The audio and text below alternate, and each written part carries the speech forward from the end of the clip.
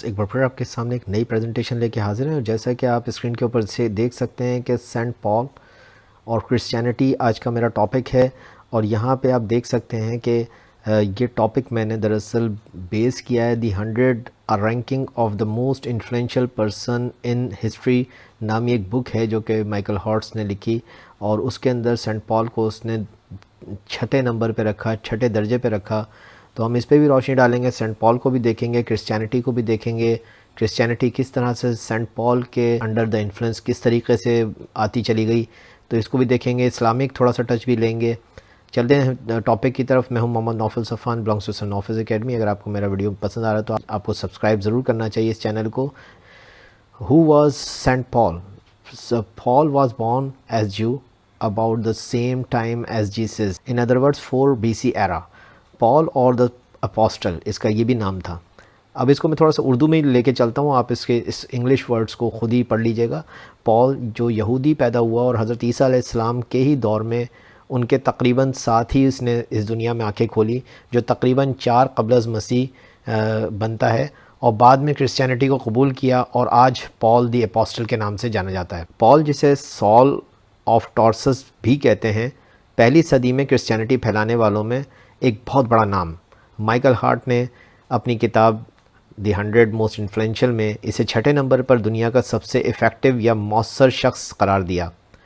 پال کبھی بھی جیسس سے نہیں ملا، اور وہ ایک یہودی تھا جس نے جیسس کی زندگی کے دوران ان کی شدید مخالفت کی، مگر پھر اسے کشف ہوا، یعنی کہ اسے ڈیوائن جو ہے وہ ریویلیشن ہوا کہ اسے تو کرسچینٹی پھیلانی ہے اور جیسس کے پیغام کو پھیلانا ہے، اور یوں وہ آج ایک اپوسٹل مانا جاتا ہے کرسچینٹی میں۔ آج نیو ٹیسٹمنٹ میں اس کے کئی اپاسٹل یعنی لیٹرز شامل ہیں جو اس نے لکھے اور جیسس علیہ السلام کی محنت اور قربانی پر روشنی ڈالی۔ نیو ٹیسٹمنٹ میں یعنی نئے عہد نامے کی 27 کتابوں میں سے کم از کم 14 سینٹ پال کی لکھی مانی جاتی ہیں، اگرچہ کہ ماڈرن جو ایکسپرٹس ہیں ان کا خیال ہے کہ 5 میں سے 4 کتابیں در حقیقت دوسرے لوگوں کی طرف سے لکھی گئی تھیں۔ بہرحال پال نیو ٹیسٹمنٹ کے رائٹر میں سب سے زیادہ اہم ہیں۔ کرسچن مذہب میں سینٹ پال حضرت عیسیٰ علیہ السلام کے بعد سب سے اہم شخصیت مانے جاتے ہیں۔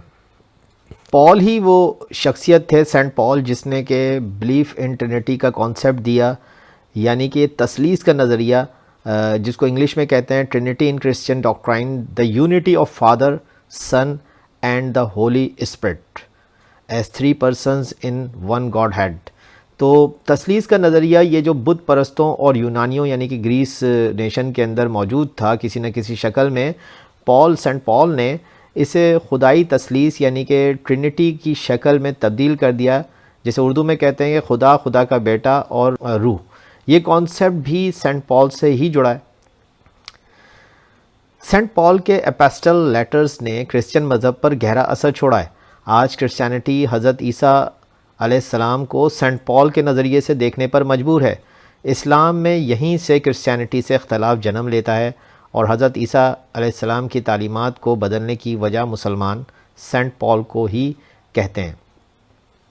زیادہ تر اسکالرز کا ماننا ہے کہ پال نے گیلٹیانس، رومنس، کورنتھیان، فلیمون، فلیپائن، تھیسالونین نامی 7 اپوسٹلز لکھے۔ اسکالرز کا ماننا ہے کہ 3 اپوسٹلز سوڈوپی گرافک نیم سے لکھے گئے، یعنی اس میں قلمی نام استعمال کیا گیا، جن میں 1 ٹیموتھی، 2 ٹیموتھی، ٹائٹس نام شامل تھے۔ سینٹ پال کا حضرت عیسیٰ علیہ السلام سے کوئی تعلق نہیں تھا، بلکہ حضرت عیسیٰ علیہ السلام کے دنیا سے چلے جانے کے باوجود بھی وہ کئی سال تک حضرت عیسیٰ علیہ السلام کی مخالفت کرتا رہا۔ اب یہ اپوسٹل کیا، تھوڑا سا اس کو بھی دیکھ لیتے ہیں کہ اپوسٹل کرسچینٹی میں ایک ڈیوائن میسنجر کی حیثیت رکھتا ہے جسے خدا نے چنا ہو۔ کرسچینٹی کے پھیلاؤ کے لیے خود سینٹ پال نے یہ دعویٰ کیا کہ وہ دراصل ان 12 اپوسٹل میں سے ایک ہے جو حضرت عیسیٰ کے شاگردوں میں سے ہیں، مگر یہ اشارہ اسے کشف یعنی ڈیوائن ریویلیشن کے ذریعے ہوا۔ دوسری طرف ڈسپل، جسے اردو میں حواری کہتے ہیں، جو حضرت عیسیٰ علیہ السلام کے شاگرد تھے جنہوں نے ان کا کبھی بھی ساتھ نہیں چھوڑا۔ سینٹ پال نے حضرت عیسیٰ علیہ السلام کی ابتدا میں بہت مخالفت کی، مگر پھر ایک روز قدرت کی طرف سے اسے اشارہ ملتا ہے، اور پھر وہ آہستہ آہستہ حضرت عیسیٰ کے حامیوں میں بدل گیا، اور پھر اپنی ساری زندگی عیسائیت کے پرچار میں خرچ کی۔ ٹرینٹی سمیت یہ عقیدہ بھی سینٹ پال کا تصنیف کردہ تھا کہ انسان پیدائشی طور پر گناہ گار ہے اور اسے ہر حالت میں گناہ سے بچنا ہے۔ اتوار کا دن ہالیڈے ہے، یعنی کہ عزت کا دن ہے۔ ابھی جو یہاں پہ اس نے یہ جو گناہ گار کا کانسیپٹ لیا ہے، یہ بھی اس نے اس طرح سے لیا کہ حضرت آدم علیہ السلام جو کہ ہم سب کے جو ہے وہ باپ ہیں، ان کے ساتھ بھی یہ بات جوڑی گئی کہ وہ گناہ گار، ان سے گناہ سرزد ہوا اور وہ جنت سے نکالے گئے، اور یہ خصلت، یہ جو فیچر ہے یہ انسان کے اندر موجود ہے، اور یہ اس سے بچ نہیں سکتا ہے، تو اس لیے انسان پیدائشی طور پہ گناہ گار ہے۔ حالانکہ یہ اسلام کے کانسیپٹ سے بالکل کانٹراڈکٹری ہے، لیکن بہرحال میں اس وقت آپ کو وہ بات بتا رہا ہوں جو کہ کرسچینٹی سے جڑی ہوئی ہے۔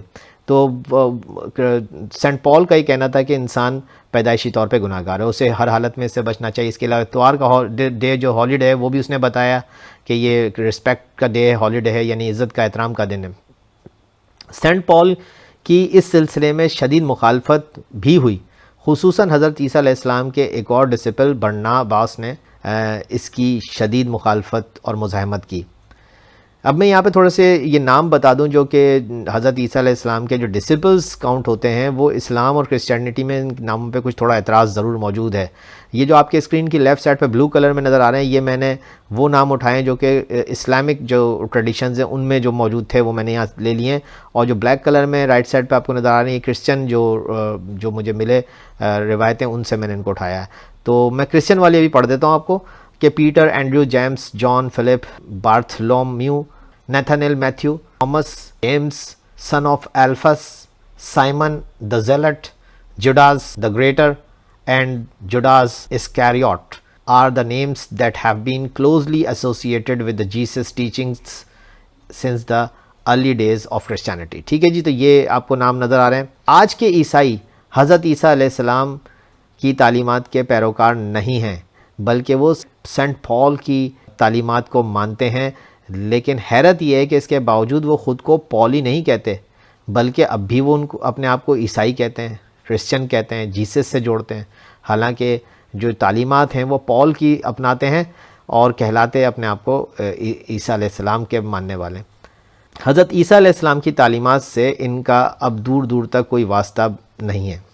حیران کن طور پر جب تک حضرت عیسیٰ نے کرسچینٹی کو پھیلانے کی سرتوڑ کوششیں کیں، لیکن چند لوگ ہی اللہ کے دین کے اوپر ایمان لائے، اور پھر اس کے بعد آپ نے دیکھا کہ حضرت عیسیٰ علیہ السلام کو اس دنیا سے اٹھا لیا گیا، اور ان کو اتنی مہلت شاید بظاہر نہ مل سکی کہ وہ مشن کو کمپریہنسولی اچیو کر پاتے، لیکن دوسری طرف اللہ نے کچھ وعدے کیے تھے حضرت عیسیٰ سے۔ اس میں سے ایک یہ بھی تھا کہ ان کا یہ مشن جو ہے وہ ضرور پورا ہوگا، اور ہر طرف جو ہے وہ حضرت عیسیٰ کی جو شریعت ہے، جو میسج ہے، وہ جگہ جگہ پھیلے گا۔ حضرت عیسیٰ علیہ السلام جو ہے بظاہر ایسا لگا کہ وہ بہت زیادہ سکسیسفل نہیں ہو سکے، چند حواریوں کے علاوہ کوئی بھی ان کی بات کو سننے کو تیار نہیں تھا، اور پھر حضرت عیسیٰ علیہ السلام کو اس دنیا سے جو ہے وہ اٹھا لیا گیا۔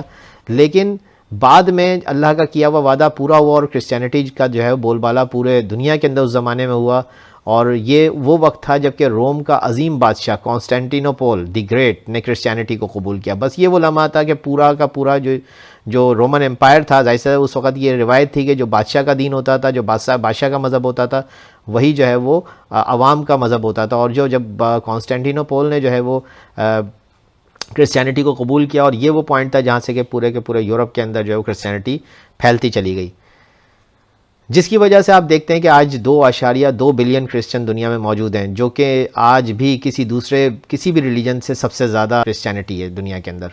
یعنی کہ دیٹ از ناٹ کنفرم کہ 64 یا 68 عیسوی کے دوران جو سینٹ پال کے سر کو قلم کر دیا گیا، جس کو انگریزی کے اندر جو ہے وہ ڈیکیپیٹیشن کہتے ہیں، یعنی کہ سر کو کاٹ دینا جسم سے اور جدا کر دینا سر کو، اور یوں اس کا قتل کر دیا گیا۔ کل کا یہودی نژاد شخص آج عیسائیوں کا سب سے قابل احترام مذہبی رہنما بنا۔ یہ اس کی کہانی ہے۔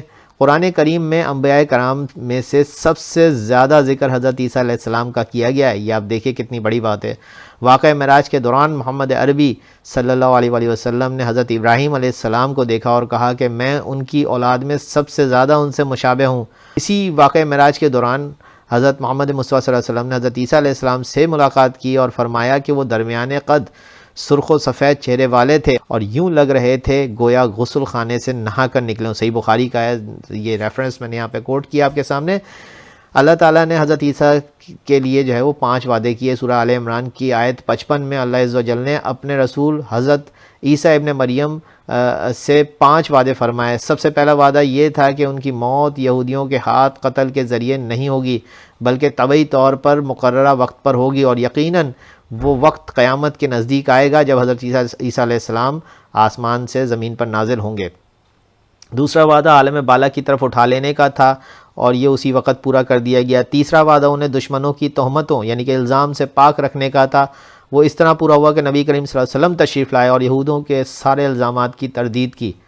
چوتھا وعدہ آپ علیہ السلام کے تابع داروں کو آپ علیہ السلام کے منکرین پر قیامت تک غالب رکھنے کا تھا. چنانچہ تاریخ گواہ ہے کہ نصارہ اور مسلمان غالب رہے اور انہی کی حکومتیں دنیا میں قائم ہوئیں اور رہیں گی. پانچواں وعدہ قیامت کے روز ان مذہبی اختلافات کا فیصلہ فرمانے کا ہے جو آپ علیہ السلام سے متعلق ہیں. یہ میری پریزنٹیشن تھی. آئی ہوپ کہ آپ کے لیے جو پریزنٹیشن ہے بینیفیشل رہے گی، انفارمیٹیو رہے گی. آخر تک جڑے رہنے کے لیے شکریہ، اور پلیز لائک اور سبسکرائب ضرور کر دیے گا. Thank you very much.